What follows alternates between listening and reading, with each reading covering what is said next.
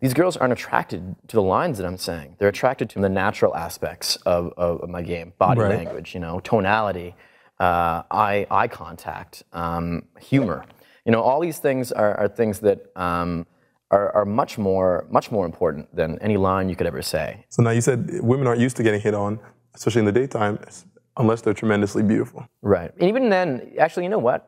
Even if they are tremendously beautiful, they might even get hit on less. Honestly, I would say a girl, and I don't like rating girls on a number scale, but if you're going to say like an 8, out of 10, an 8, probably might get hit on more in the daytime or even at night than a 10. Just because a 10 you have to have a lot of confidence to approach a 10. For sure. From a guy's point of view. Well, absolutely. It's like the Holy Grail, It's like she's there. Yeah, she's there. It's like you but get, it's really not. Yeah, and you get caught up and you think you're gonna mess things up, and you make these excuses in your brain. These are things we call limiting beliefs. I'm not good looking enough. I'm too old. I'm too fat. All these excuses you make in your brain to validate your excuse for not going over. Well, that happens. That kicks in. Right. And you don't approach. These really beautiful women probably don't get approached that often. And when they do, it's probably not usually very good anyway. So yeah, approach the 10s. Try it out. Who cares? If she chews you out or whatever, then at least you tried, It's like Wayne Gretzky said, you miss 100% of the shots you don't take. Right. Take the shot. See what happens. The worst thing that's going to happen is you're gonna learn something you didn't, you're going to learn maybe something you did wrong, or I still think to this day that and it doesn't happen very often that I get blown out.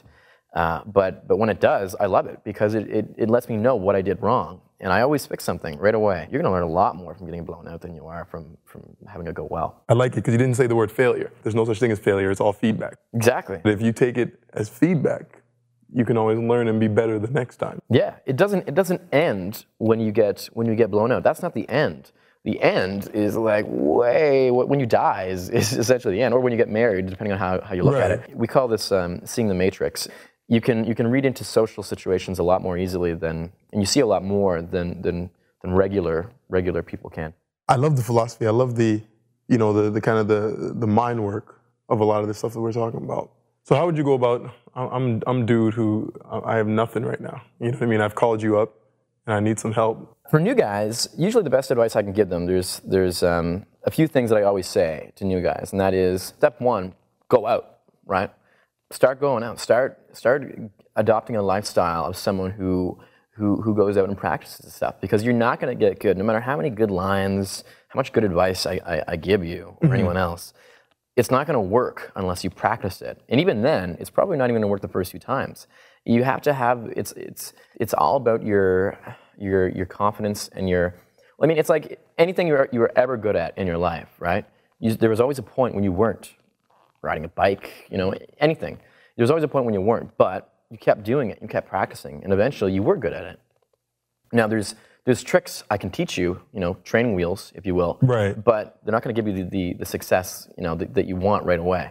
You have to work at it. But start going out. Mm-hmm. Some guys can get away with playing it cool and not smiling too much. You notice me on Keys to the VIP episode, a lot of guys said, "Oh, you're never smiling and stuff." Well, that's just my character, Right. I kind of play the bad guy type thing. Yeah. And that works for me. But as a general rule, smile, eye contact is huge. Having complete confidence in your social mastery. Now, you don't have to actually have that.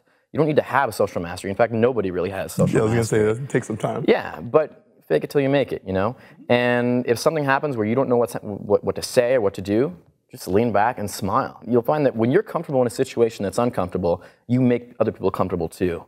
And as long as you're comfortable with yourself, then people are going to be comfortable as well. Especially if you're the guy and you're leading the conversation anyway. Mm-hmm. People bounce their emotions off of you, especially in something like this where you're talking to women you've never met before. If you go in, you can have the best line in the world, but if you say it and you're uncomfortable when you say it, then you're going to make them uncomfortable. It's like you could have the funniest joke in the world, right? You have like the best joke, but if you don't believe that it's funny when you tell it, then it's not. And likewise, you can have the stupidest joke in the world, but if you really think it's hilarious, there's a good chance other people will too. And that's sort of the whole philosophy behind this natural sort of inner game. Right. And having that is very important. Having confidence in yourself, and just believing that you know, there's nothing that could come up, nothing that could happen that would make you uncomfortable in any situation. And as long as you believe that, then it's true. I read a lot of stuff like quantum physics, philosophy, and one of the things that I've been, and actually I started teaching this in my seminars about quantum physics, is that we used to think that reality, right, exists outside of our consciousness. If you imagine two concentric circles, there's like our consciousness, then outside of that there's reality, right? But what they're finding with quantum physics is that it's the other way around, right? A reality exists inside of our consciousness, right? So essentially, we kind of control our reality. And that's how I look at, that's how I tend to look at the world, and how I tend to look at, you know, going about game. A quote I've heard before, I don't know who said it, but it's, they are guests in my reality, right? And I like that. Treat them as such, yeah. right? If they are being, you know, if they're giving you a hassle, they're giving you shit or whatever, then I'm sorry, you don't take that. It's your reality, you know, take control of it. And when you do make that conscious decision to take control of your reality, then you'll find that things start becoming a lot better, and they start, a lot more things start coming your way. And that's sort of where my inner confidence comes from. I believe that I run the world. And technically, you know, according to science, maybe I do. So, well, you run your world. Right, exactly. All we can really go by is what we see and what we hear, and, you know, our own sort of perception. Right. And as long as you believe that what you're seeing, what you're perceiving is what you're creating, then you can create whatever you want. It's just all a matter of believing it. I think that's where this becomes something bigger than just picking up women. This becomes being being a better person. It becomes taking control of your life. My man, thanks for coming on the show. Nice being here. Let's focus on 5 important points that Cajun gave us today. Point number 1, girls are attracted to the personality behind the lines, not the lines themselves.